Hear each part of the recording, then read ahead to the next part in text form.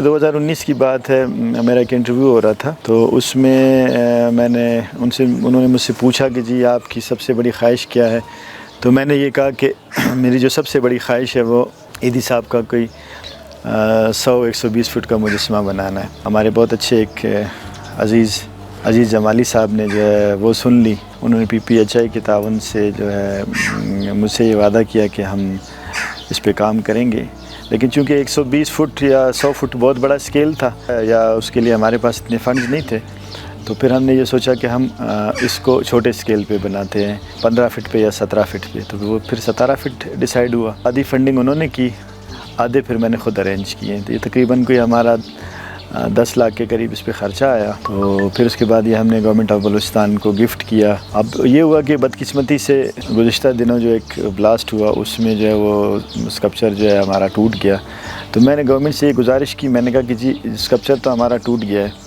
تو جس کنڈیشن میں ہے مجھے اس کنڈیشن میں دے دے۔ وہ کھڑی حالت میں تھا، ڈیمیج ہوا تھا، تو مجھے جو حالت میں وہ ملا ہے وہ کچرے کی شکل میں ملا ہے، بالکل پیسز میں، تو وہ ابھی نہ جڑ سکتے ہیں نہ بن سکتے ہیں۔ تو جس کنڈیشن میں وہ تھا، اس کے اندر جو آرمیچر وغیرہ تھا وہ سارا غائب ہے، تو جس کنڈیشن میں وہ تھا اگر ملتا تو میں اس کو بنا لیتا، اس کو ریپیئر کر کے دوبارہ لگا لیتے۔ اب یہ ہے کہ مجھے دوبارہ سے یہ بنانا پڑے گا۔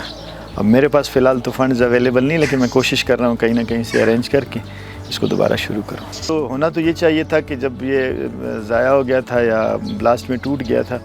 تو گورنمنٹ اس کی ذمہ داری لیتی، اس کو مرمت کرواتی یا اس کو نئے سرے سے بنواتی۔ اب اس وقت جو مٹیریل کے ریٹ تھے اس میں اور آج کل کے مٹیریل کے ریٹس میں اتنا فرق آ چکا ہے